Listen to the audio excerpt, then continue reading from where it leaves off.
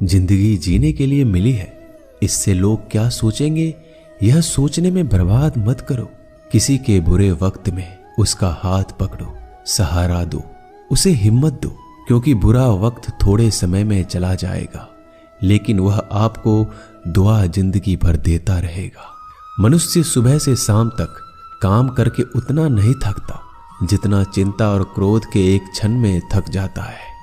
संबंध परमात्मा से अच्छे बना लो तो तुम्हें किसी की जरूरत नहीं पड़ेगी, तुम खुद सबकी जरूरत बन जाओगे। सलाह देने तो हजारों आते हैं, लेकिन जब साथ देने की बारी आती है तो केवल भगवान आते हैं। जीतने के बाद तो सारी दुनिया गले लगाती है, क्योंकि जो आज आपके साथ है वह कल आपके खिलाफ हो सकते हैं। बिना मतलब के कोई आपकी इज्जत नहीं करेगा, लेकिन खुद को इतना काबिल बनाओ कि लोग बिना मतलब के भी आपका इज्जत करें। भगवान कहते हैं सोने से पहले तुम सबको माफ कर दिया करो और तुम्हारे जागने से पहले मैं तुम्हें माफ कर दूंगा। भगवान ऑक्सीजन की तरह है जिन्हें आप देख नहीं सकते, लेकिन उसके बिना आप रह भी नहीं सकते। कोई और तुम्हारी मदद नहीं कर सकता, अपनी मदद स्वयं करो। आप खुद के सबसे अच्छे मित्र हैं और सबसे बड़े दुश्मन भी। इंसान तब समझदार नहीं होता जब वह बड़ी बातें करने लगे, बल्कि समझदार तब होता है जब वो छोटी छोटी बातों को समझने लगे। आप किस समय सही थे इसे कोई याद नहीं रखता, लेकिन आप किस समय गलत थे ये सब याद रखते हैं। सब दुख दूर होने के बाद ही मन प्रसन्न होगा, यह आपका भ्रम है। मन प्रसन्न रखो, सब दुख दूर हो जाएंगे, ये हकीकत है। किसी भी व्यक्ति की कोई भी बात बुरी लगे तो दो तरह से सोचो। यदि व्यक्ति महत्वपूर्ण है तो भूल जाओ, और बात महत्वपूर्ण है तो व्यक्ति को भूल जाओ।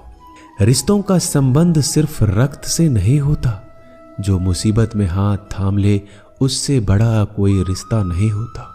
भगवान कहते हैं तुम सब कुछ मुझे सौंप दो, सारा दर्द परेशानी, और बिल्कुल हल्के होकर मुझे याद करो।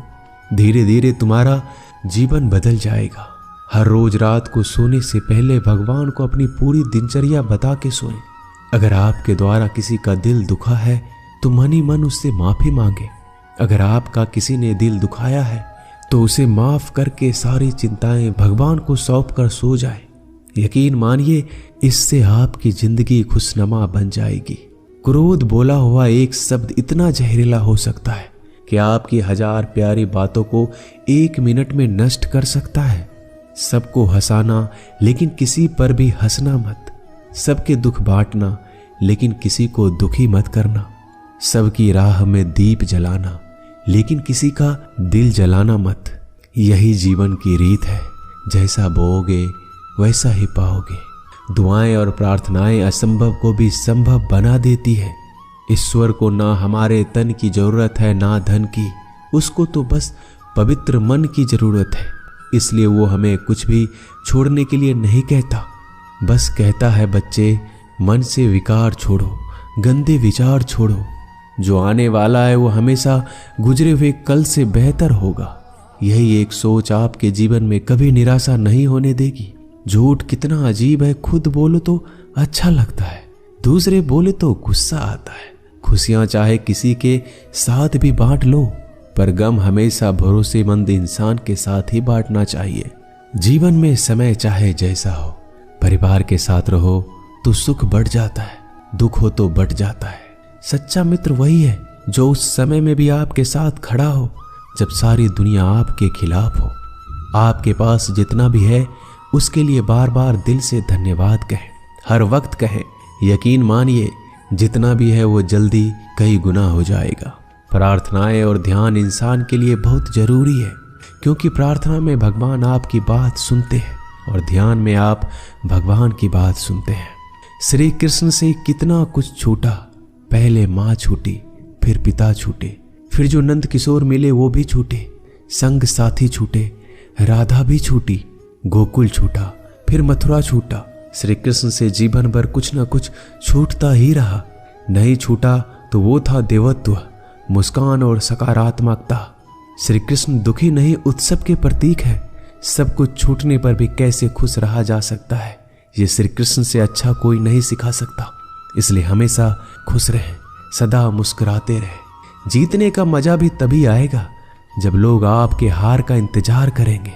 गीता में लिखा है, यदि कोई आपको अच्छा लगता है तो अच्छा वो नहीं, अच्छे आप हैं, क्योंकि उसमें अच्छाई देखने वाली नजर आपके पास है।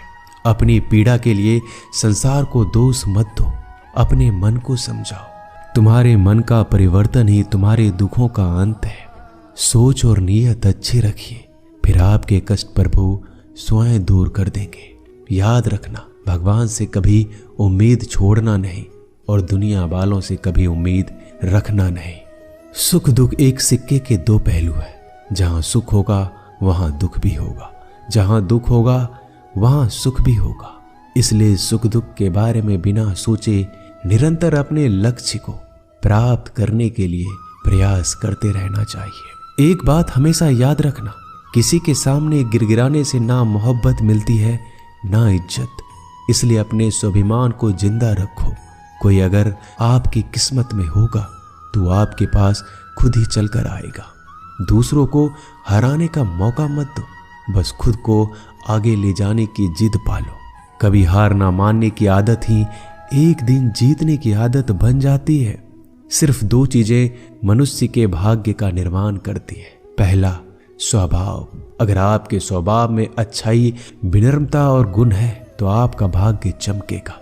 अगर आपका स्वभाव क्रोधी है, आलसी है, तो आपका भाग्य बिगड़ना अनिवार्य है।